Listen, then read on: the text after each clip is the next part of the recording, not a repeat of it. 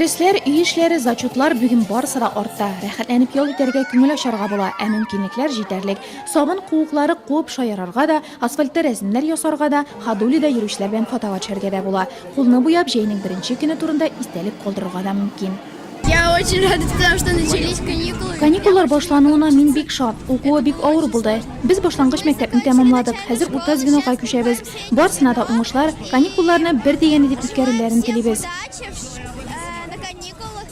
Чарада катнашучылар өчен кызыклы программа әзер. Сәхнәдә төрле бию коллективлары, ансамбльләр, солистлар чыгыш ясаган арада балаларга командаларга бүленеп квест уенда катнашырга тәкъдим ителде.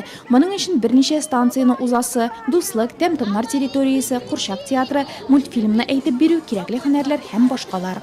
В этот замечательный день Дом дружбы народов. Шундый шатлыклы көндә халыклар дуслыгы йорты дуслык станциясендә эшли. Без бүген балалар белән халык уеннарын уйныйбыз. Аларга кызык булсын, берләшсеннәр дип тырышабыз. Шулай ук бу көнне барлык балаларга сәламәтлек, уңышлар, бәхет телисем килә. Һәр яңа көн куанычлы булсын. Всем детям здоровья.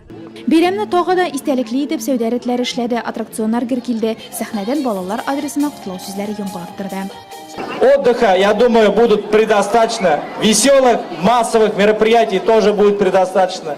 Я желаю всем сегодня, нашим дорогим детям, хорошего настроения, чтобы улыбка, которая у них сияет на лице, сохранилась всегда. Хорошо отдохнуть и прийти в школу всем здоровыми и счастливыми.